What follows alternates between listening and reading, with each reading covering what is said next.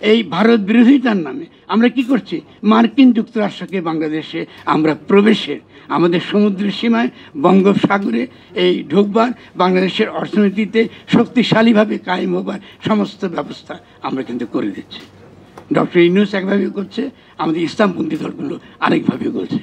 কিন্তু আমি অত্যন্ত আন্তরিকভাবে বলতে চাই যে ইসলামের একটা অত্যন্ত বৈশ্বিক ভূমিকা রয়েছে, রেভলিউশনারি ভূমিকা রয়েছে। আমি আমার নবীকে বিপ্লবী মনে করি। আমাকে ফরাসি বিপ্লব থেকে বিপ্লব শিখতে হয় না, আমি মক্কা বিজয় থেকে বিপ্লব শিখি। আমি মক্কা বিজয় থেকে বিপ্লব শিখি যে মক্কা বিজয়ের মর্ম ছিল কি? মর্ম ছিল আমরা কোনো রক্তের ভিত্তিতে, গোত্রের ভিত্তিতে, গোষ্ঠীর ভিত্তিতে আমরা মানুষের সমাজ আমরা গড়ে তুলব না। আমরা এমন একটা সমাজ গড়ে তুলব যে সমাজটা আমাদের রুহানি সত্তার সঙ্গে যুক্ত। আপনার সঙ্গে আমার প্রেম, আমার ভালোবাসা, সকলের সঙ্গে প্রেম ভালোবাসার একমাত্র ভিত্তি হচ্ছে যে আমরা একজনের কাছে আত্মসমর্পণ করেছি। একজন, তাকে আপনি আল্লাহ বলেন, গড বলেন, ঈশ্বর বলেন, কিছু আসে জানা, যার কাছে আমি আত্মসমর্পণ করেছি আমি শুধুমাত্র তার।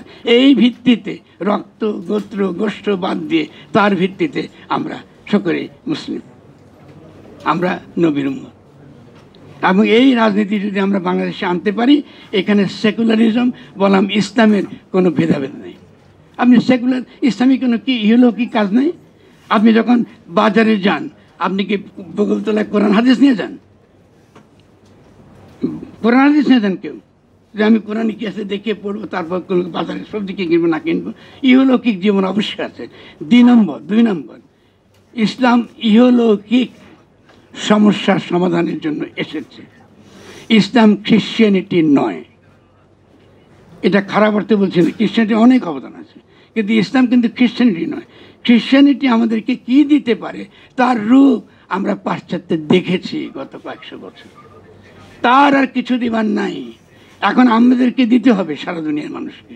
যদি আমরা সেটা দিতে পারি তাহলে ইসলাম সম্পর্কে আমাদের স্বচ্ছ ধারণা থাকতে হবে।